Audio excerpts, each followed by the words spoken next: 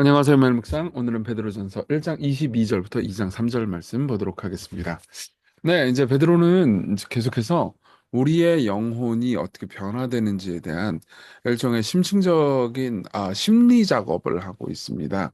사실은 이제 성경에서 말하는 거룩한 성화 그리고 우리의 삶이 바뀌는 것은 그러니까 단순히 우리의 의지력으로 어떤 일련의 명령들을 나열하고 나서 그 명령들을 잘 따라라 라고 말하는 일종의 자기계발서가 아니에요. 오히려 그러니까 우리의 영혼이 어떤 방식으로 움직이는지 그리고 그 가운데서 어떤 식으로 하나님께서 일하시는지를 설명해 주는 것에 가깝죠. 내용 한번 볼게요. 너희가 진리를 순종함으로 너희 영혼을 깨끗하게 하여 거짓이 없이 형제를 사랑하기에 이르렀으니 마음으로 뜨겁게 서로 사랑하라. 자, 이게 무슨 말이냐면은 우리가 진리를 순종했어요. 이거는 이제 복음을 순종했다라는 표현과 같죠. 사실 18절에 복음이라는 표현으로서 여기서 말하는 진리가 무엇인지를 이미 말을 했습니다. 자, 그러니까 요거를 22절을 이런 식으로 표현해 볼 수 있을 것 같아요. 마음으로 뜨겁게 서로 사랑하라 이전에 있는 모든 말들 있죠. 진리를 순종함으로 너희 영혼을 깨끗하게 하여 거짓이 없이 형제를 사랑하게 이르렀다. 요거를 기독교인이 됐다. 그리스도인이 됐다. 이런 식으로 표현할 수도 있을 것 같아요. 그죠? 그러면 그리스도인이 됐다는 건 뭘 의미해요? 진리를 순종한다는 것, 즉 복음을 믿고 따른다라는 것. 그리고 그로 인해서 영혼이 깨끗하게 되고, 자, 그렇죠. 예수님을 믿음으로써 예수님께서 그분의 피로 그리고 그분의 구속의 은혜로 우리 영혼을 깨끗하게 하셨으니까요. 그리고 그러면 어떻게 돼요? 거짓 없이 형제를 사랑하게 되는 거죠. 그러니까 이걸 이런 식으로 표현해 볼 수 있을 것 같아요. 실제로 존 스투트가 옛날에 이런 말을 한 적이 있는데요. 당신의 형제를 사랑하지 않는다면 당신이 그 가족으로 입양되지 않았다라는 강력한 증거라고요. 그러니까 진짜 기독교인이 되잖아요. 그러면 내게 경험된 그 기적 있죠? 하나님께서 나에게 베풀어 주신 그 은혜를 다른 사람이 느꼈다라는 그 이유만으로도 하나로 통해요. 예. 사실은 우리는 공통 경험을 경험한 것만으로 그 상대방에게 아주 깊은 애정을 느끼게 되거든요. 예. 내가 걸린 병을 상대방도 걸렸어. 내가 경험했던 예를 들면 어떤 지역에 갔던 여행지를 상대방도 거기를 갔었어. 예. 그럼 거기에 대해서 얘기가 나눌 수 있는 것들이 있고, 그리고 그로 인해서 우리는 친밀감과 사랑을 느끼게 되잖아요. 그렇죠? 예, 그럼으로써 마음으로 뜨겁게 서로 사랑할 수 있는 힘을 우리가 가지게 되는 거죠. 근데 그거를 23절에 보면 거듭났다고 표현을 합니다. 그러니까 그리스도인이 됐다라는 말과 거듭났다라는 말은 같은 말인 거예요. 거듭나지 않으면 그리스도인이 될 수 없습니다. 썩어질 씨로 된 것이 아니고 썩지 아니할 씨로 된 것이니 살아있고 항상 있는 하나님의 말씀으로 되었느니라. 여기서 지금 베드로는 그러니까 거듭남의 일종의 영적 공학을 말해주고 있습니다. 그러니까 무슨 말이냐면 우리가 거듭난 것을 표현해 보자면 어떤 표현이냐면 이런 거예요. 그러니까 씨가 있잖아요. 씨가 이렇게 딱 땅에 심기잖아요. 그러면 씨가 심긴 거하고 그냥 씨처럼 조그마한 생긴 먼지 덩어리가 심긴 거하고 다르죠. 먼지 덩어리가 심기면 시간이 지고 뭐 햇볕을 쬐고 물이 뭐 이렇게 부어지고 해도 아무런 일이 일어나지 않습니다. 근데 씨가 심기면 똑같이 생겼다 하더라도 하나는 생명이 있고 하나는 생명이 없잖아요. 그렇죠? 그러니까 생명이 있는 이거 참 이게 생각하면 생명의 신비는 놀라워요. 이거는 어떻게 되냐면은 그 위에 돌판을 얹어놔도 시간이 지나잖아요. 그러면 돌판을 뚫고 깨서 거기서 되게 아름다운 장면이죠. 그 싹이 나요. 무슨 그 싹이 얼마나 힘이 있겠어요. 그렇죠? 근데도 불구하고 생명은 굉장히 강력한 힘을 가지고 있습니다. 그래서 그 썩어질 씨가 아니고 썩지 아니할 씨로 된 것인데 그 씨가 뭐냐? 살아있고 항상 있는 하나님의 말씀입니다. 이게 여러분 세상의 모든 어떤 뭐 자기계발서라든가 세상의 지혜라든가 이런 것과 다른 하나님의 말씀의 강력한 힘이에요. 성경은 그만큼 우리를 변화시킵니다. 그러므로 모든 육체는 풀과 같고 그 모든 영광은 풀의 꽃과 같으니 풀은 마르고 꽃은 떨어지되 사실 이게 이사야 40장을 인용한 건데 이걸 여러분들이 적용할 때 이런 식으로 적용하면 될 것 같아요. 세상에서 말하는 모든 지혜 그리고 세상에서 말하는 모든 능력 이런 것들은 다 끝나고 사라지고 유한하되 오직 주의 말씀은 세세토록 있도다 하였으니 너에게서는 복음이 곧 이 말씀이라. 예. 자, 이 지점에서 여러분들이 말씀을 어떻게 대해야 되는가를 잠깐 좀 얘기해야 될 것 같아요. 특별히 여러분 설교를 들을 때도 좀 주의하고 유의해야 되는 게 있습니다. 제가 실제로 설교를 할 때는 다양한 세속 지식들을 많이 가지고 옵니다. 여러분들이 그걸 들을 때, 오, 이게 교양 있군. 세속 지식들을 많이 얘기해 주니까, 아, 이런 것들도 배우고 저런 것들도 배우고 강의를 듣는 느낌이군. 좋아하시는 분들도 있을 거예요. 근데 그거는 제가 왜 그런 것 왜 하는지를 좀 말씀드릴게요. 여러분들이 성경을 안 읽어도 말씀을 안 들어도 그런 거 계속 듣는단 말이에요, 세상에서. 여러분들이 듣는 것이 여러분들의 영혼에 위험할 때가 많아요. 혹은 여러분들이 듣는 것이 여러분들의 삶의 믿음과 선입견을 이루기 때문에 그걸 부숴버려야 될 때가 있습니다. 그러면 그게 무엇인지 노출시키고 드러내려고. 즉, 일종의 변증의 용도로 이 모든 것들을 들리는 거거든요. 그러니까 제가 무슨 세속 철학자들이나 세속 뭐 이야기들을 막 한다고 그래가지고, 아, 그런 세속 철학자들의 이야기도 일리가 있고 성경도 일리가 있고 이렇게 얘기하는 게 아니에요. 예. 이런 모든 것들은 사실은 인간의 유한한 지에 제한된 지혜일 뿐인데 하나님의 말씀은 항상 있고 살아있다. 이걸 강조하기 위해서 그 모든 것들을 대비하는 거죠. 그러니까 여러분들이 중요한 건 복음에 집중하셔야 돼요. 예. 그러므로 모든 악독과 모든 기만과 외식과 시기와 모든 비방하는 말을 버리고, 여기서 버리고라고 번역된 단어는 이 그리스어로 보면 옷을 벗어 던지다 이거예요. 그러니까 이걸 이런 식으로 표현할 수 있을 것 같아요. 우리가 말씀 앞에 서잖아요. 그럼 자꾸 자기를 방어하려고 들어요. 그러니까 외식 혹은 위선으로 자기를 방어하려고 하는 거예요. 실제로 말씀이 우리에게 우리는 죄인이고 우리는 어떤 문제를 가지고 있다. 우리는 이렇게 기만적이다라고 이야기할 때는 아니야, 난 그렇지 않았어. 나는 사정이 있었어. 나는 어쩔 수 없었어. 나는 과거에 상처가 있어. 그런 식으로 막 자기 자신을 막 가리고 막 이렇게 덮어 쓴다는 거예요. 그딴 거 내버려 둬라. 그러면서 갓난아기들 같이 갓난아기들의 특징이 뭐죠? 발가벗겨져 있잖아요. 그렇죠? 네. 갓난아기들의 특징이 뭐예요? 갓난아기들의 특징은 그러니까 뭔가를 내가 구하고 바라는 거에 있어서 외식하지 않죠. 순전하고 신령한 젖을 사모하라. 이는 그런 말미암아 너희가 구원에 이르도록 자라게 하려 함이라. 그러니까 이 지점에서 우리는 베드로의 자신감을 엿볼 수 있습니다. 베드로는 우리가 하나님 말씀 앞에 쓰잖아요. 그러면 다 변화될 수 있다는 것을 그 말씀의 능력이 그토록 강력하다는 것을 정말로 확신하고 있어요. 이게 모든 설교자들이 가져야 되는 제일 중요한 확신 중에 하나입니다. 하나님의 말씀이 그토록 강력하다는 것. 그러면서 뭐라고 말해요? 너희가 주의 인자하심을 맛보았으면 그리하라. 예. 그렇죠. 그분이 인자하시고 자비로운데 왜 우리가 악독과 기만과 외식과 시기와 모든 비방하는 말로 우리 자신을 이렇게 꽁꽁 싸매야 되는 겁니까? 그죠? 이 모든 비방하는 말, 왜 자꾸 비방해요? 그렇죠? 비방하는 이유는 간단하죠. 하나님의 말씀이 우리 자신을 노출 수 있기 때 아니야, 어쩔 수 없었어. 나도 이럴 수밖에 없었어. 저 설교자가 나쁜 놈인 것 같아. 이러면서 자꾸 비방하면서 스스로를 감추려고 하는 거죠. 하나님께서 있는 모습 그대로 우리를 받으십니다.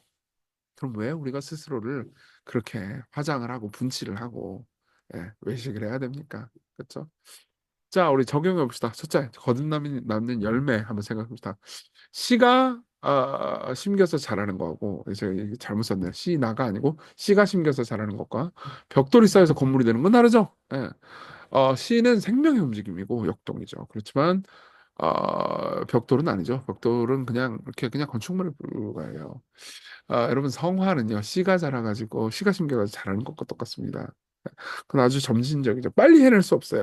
그렇지만 확실하고 분명하고 강력한 힘을 가지고 있습니다. 그러면 그렇게 성장하면 어떻게 돼요? 영혼의 깨끗함을 향해서 성장하죠. 지금 아까 22절은 뭐라고 그래요? 영혼을 깨끗하게 하여 거짓 없이 형제를 사랑하기에 이르는다라고 말하죠. 그러니까 거듭난 사람이 가지고 있는 가장 강력한 힘은 이웃 사랑이에요. 그리고 내면의 거룩이죠.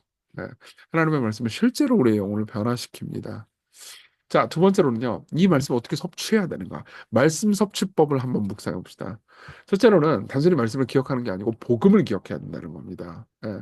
그리스도께서 우리를 위해서 행하신 모든 일, 여러분 설교를 들을 때도 그렇고 항상 묵상을 할 때도 제가 자주 그리스도께서 십자가에서 우리를 위해서 하신 일을 계속해서 말해주고 있잖아요. 그렇죠? 그 말을 계속해서 묵상하면서 생각하면서 여러분들의 마음 가운데 적셔야 합니다. 예. 그러니까 단순히 명령만 기억하지 마십시오. 명령도 기억해야 됩니다. 그렇죠? 오늘 말씀 섭취법 가르쳐 주면 거 기억하세요. 근데 명령뿐만 아니라 복음을 기억하십시오. 두 번째로는 말씀을 단순히 기억하는 정도가 아니고 힘을 다해서 노력해야 됩니다. 어린아이가 젖을 사모하듯 이렇게 돼 있죠. 갓난아기 같이 순령하고 순전하고 신령한 젖을 사모하라. 예. 왜 갓난아기일까요? 사실은 갓난아기는 젖을 빨고자 하는 열망이 엄청 강력합니다. 누가 갓난아기한테 야, 네가 젖을 빨아야 너는 살 수 있다라고 교육을 하나요? 아니에요. 참 생명의 신비는 놀라워요. 왜냐하면 애가 태어나잖아요. 저 딸 둘 낳았는데 얘들한테 뭐 가르쳐 줄도 않고 뭐 교육시킨 적도 없고 그런데 그냥 엄마가 이렇게 젖을 물려주잖아요. 그러면 이거 물어서 빨아야 지가 산다는 걸 어디서 아는지 그렇게 깜짝에 빨아요. 예.